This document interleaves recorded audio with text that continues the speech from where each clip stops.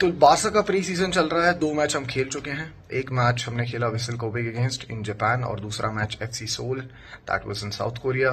तो बात करते हैं थोड़ा सा अभी तक क्या सेंसेशंस रहे हैं, क्या हमने देखा अभी तक, नए टैलेंट जो हमने देखे फ्रॉम ला मासिया, या फिर जो नई साइनिंग्स हैं उन्होंने कैसा किया अभी तक, जो पुराने प्लेयर्स है वो कैसा कर रहे हैं, या फिर कुछ चेंजेस जो देखने को मिले टैक्टिकल अप्रोच में फ्लिक की going into the new season.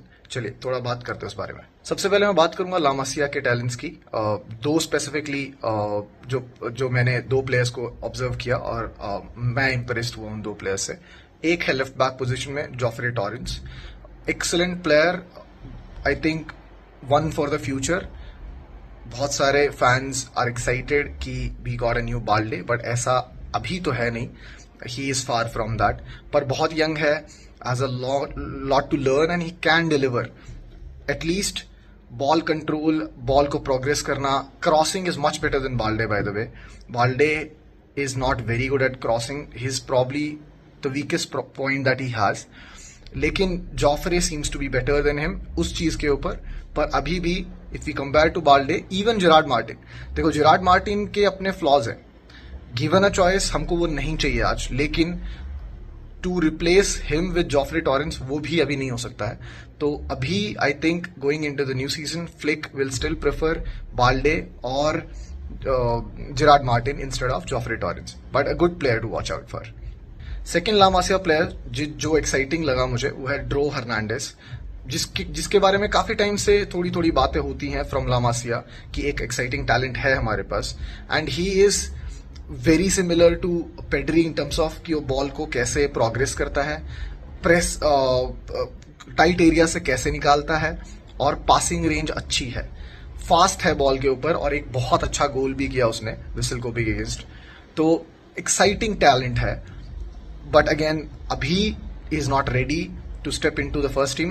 पर जितना देखा मैंने अभी तक और जितने सेंसेशंस हैं अच्छे, I think he will be regular in the first team dynamics, और फ्लिक काफी इम्प्रेस्ड है उससे।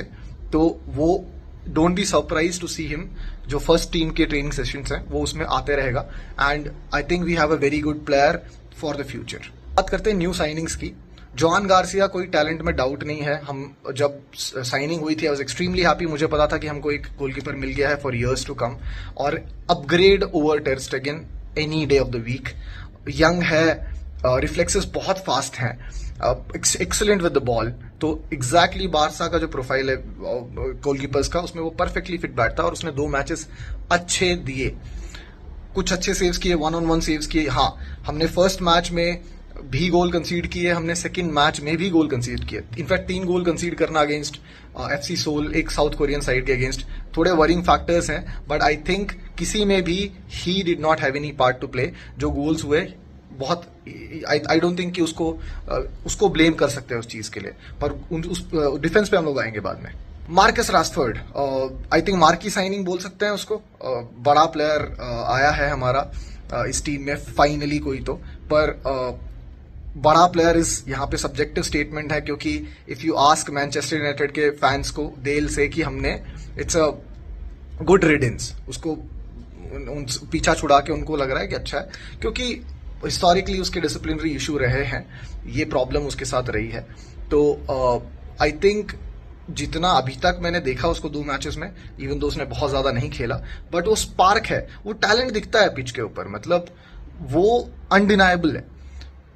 और वो मैंने उसको प्रेस करते भी देखा है, उसको ट्रैक बैक भी करते हुए देखा है, डिफेंसिवली हेल्प करते भी देखा है बाल्डे को, तो वो चीज है। पर अभी भी अगर तुम देखोगे जो टैक्टिकल सेटअप में, अभी भी राफिनिया लेफ्ट विंग पे डज बेटर, और जो कि ऑब्वियस है अभी टाइम लगेगा राशफोर्ड को सीखने में, पर आई थिंक एक बहुत ही अच्छा यूटिलिटी प्लेयर है हमारे पास। And if you can find his feet this season, हमारे पास 30-35 मिलियन का आई थिंक ऑप्शन है टू बाय हिम, और वो एक बहुत अच्छा स्टील होगा, बहुत अच्छी बार्गेनिंग डील होगी हमारे लिए, अगर ऑफ कोर्स वो डिलीवर करता है, but that's a big if. फिर एक प्लेयर जिसने सबसे ज्यादा सरप्राइज किया है सबको, वो है रूनी बारदाजी। आई होप मैं उसका नाम सही से ले रहा हूं। एक्सीलेंट प्लेयर, मतलब डिसीजन मेकिंग टाइट स्पेसेस में, कब पास करना है, कब ड्रिबल करना है, कब रन बनाना है, कब होल्ड करनी है ball, for a 19 year old जो कि जो डेनिश लीग में खेल रहा था एफसी कोपेनहेगन के लिए, एक्सट्रीमली इंप्रेसिव। आई थिंक बहुत अच्छा बैकअप फॉर यमाल हमारे पास है। और going into the season, you can don't be surprised to again see him in the first team throughout the season, even though उसको जो initial idea was to have him for the Barça athletic team के लिए, और वहां से थोड़ा सा he can gain some rhythm और फिर वो फर्स्ट टीम में स्टेप इन कर सकता है। बट ऐसा लगा कि वो प्रिपेयर्ड ही आया, मतलब खेलने ही आया है।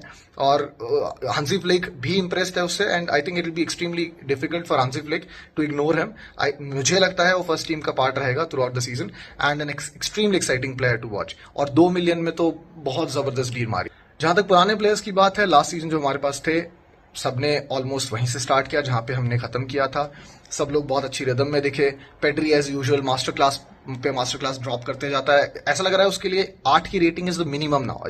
इतना हाई स्टैंडर्ड सेट करते हुए जा रहा है वो। एक प्लेयर की मैं जरूर बात करूंगा यहाँ पे जिसने मुझे काफी सेटिस्फैक्शन दिया, दैट वाज गावी।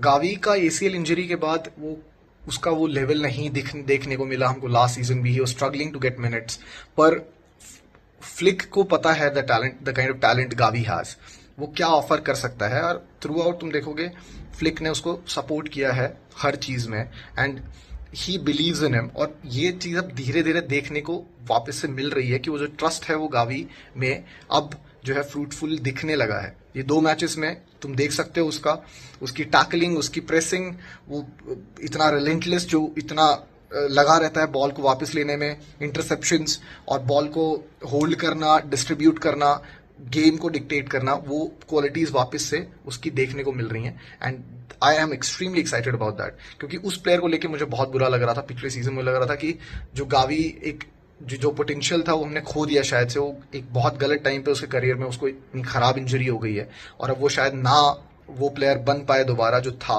पर the signs are very good. देखने को अभी तक इतना मिला, जितना भी हमको देखा है हमने, उसमें Gavi is coming back to his usual self जो वो इंजरी से पहले था। And I am excited to see him throughout the season. एक ही वरिंग साइन जो लास्ट सीजन भी था, जिसकी वजह से हम लोग चैंपियंस लीग सेमीफाइनल में भी बाहर हुए, वो है डिफेंस। जो हाई लाइन अप्रोच है वो रिस्क रिवॉर्ड वाला फैक्टर है, नो डाउट, पर उसको खेलने के लिए यू नीड प्लेयर जो उस टेक्टिकल सेटअप को कंप्लीटली बाय करें, उस कंप्लीटली अपने आप को सरेंडर करें उस चीज के लिए। एंड एक प्लेयर है जो अभी भी नहीं कर पा रहा है, वो है रोनाल्ड आराउओ। तो Araujo is someone who is extremely good at defence, there is no doubt about that. देखो, वो वर्ल्ड क्लास डिफेंडर है when it comes to pure defence, पर जो करंट टेक्टिकल सेटअप है हांसी फ्लिक का, उसमें वो नहीं फिट बैठ रहा है। ना वो पिछले पूरे सीजन फिट बैठा, ना वो अभी तक ये 2 मैचेस में दिखा। तुम जितने भी गोल देखोगे, he had some part to play in each of those goals. तो वो बहुत वरिंग साइन है। एंड मैं पर्सनली, मेरा ओपिनियन है ये पर्सनल, कि I think we should think about cashing on him इस सीजन में। उसकी वैल्यू है अभी, हम उसके लिए 60, 65, 70 मिलियन तक भी ले सकते हैं। और if we can get rid of him, I think we should, क्योंकि ये प्लेयर एटलीस्ट जब तक फ्लिक है विल नॉट एक्सप्लोड। वो उसको टेक्टिकल सेटअप नहीं समझ में आएगा। I would rather keep Christensen, जिसको कि हम भगाने की कोशिश कर रहे हैं। मुझे वो चीज समझ ही नहीं आती है क्यों। Christensen any day of the week is better than Araujo when it comes to fitting into the tactical setup जो हांसी फ्लिक का है डिफेंसिव ट्रांजिशंस के लिए या फिर हाई लाइन के लिए। वो एक फार बेटर प्लेयर है in that system compare to Araujo. तो आराउओ नहीं कर पाएगा, और अगर if Flick is going to be there अगले 2-3 साल तक और हम ऐसे ही खेलने वाले हैं, तो आराउओ को हम लोगों को बेच के कुछ पैसे ले लेने चाहिए। एंड थोड़ा हमारा फेयर प्ले में भी बहुत हेल्प हो जाएगा उससे। तो ये मेरा पर्सनल ओपिनियन है कि he is not going to deliver even this season. बाकी तुम लोग बताओ यार, क्या तुम लोगों को अभी तक इम्प्रेसिव लगा है? क्या चेंजेस देखे? कौन से प्लेयर्स हैं जिनको देखने के लिए और एक्साइटेड, और कौन से प्लेयर्स हैं जिनको हम लोगों को अभी जो है बेच लेना चाहिए, कुछ पैसे उनके लिए आ जाएं तो रख लेने चाहिए? तो ये आई थिंक एक कासाडो है जिसके बारे में बात हो रही है अभी कि हम लोग उसको बेचेंगे, बट आई रियली थिंक हम लोग को नहीं बेचना चाहिए। I think he is the only proper DM that we have. Marc Bernal अभी इंजरी से आया है, उसको टाइम लगेगा अपना रिदम पकड़ने में। तो अभी कासाडो को बेचना बहुत ही बेवकूफ़ी होगी मेरे हिसाब में। तो लेट मी नो क्या सोचते हो, तुम क्या सोचते हो, और कमेंट डाउन बिलो और हम लोग बात कर सकते हैं उसके ऊपर। चलो, सी यू।